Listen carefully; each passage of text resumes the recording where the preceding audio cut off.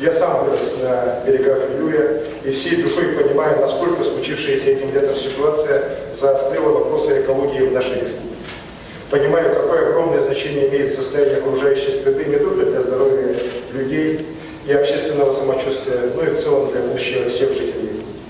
Именно поэтому первым я подписал стратегический указ об экологическом благополучии Республики Саха-Якутия.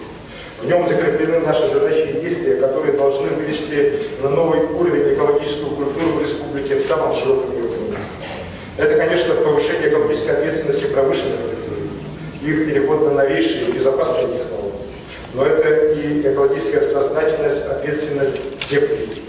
Забота о окружающей среде со стороны каждого жителя Якутии, без исключения. В скором времени республика, как и вся страна, должна перейти на новую систему обращения с твердыми коммунальными отходами.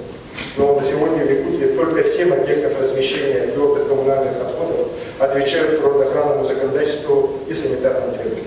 7 из 470. Многие руководители муниципалитетов сидят и ничего практически не предпринимают. При этом ситуация местами просто катастрофическая.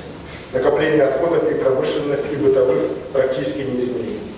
Правительству республики нужно решать эту сложнейшую проблему совместно с органами федеральной власти, местного самоуправления, уполномоченными структурами.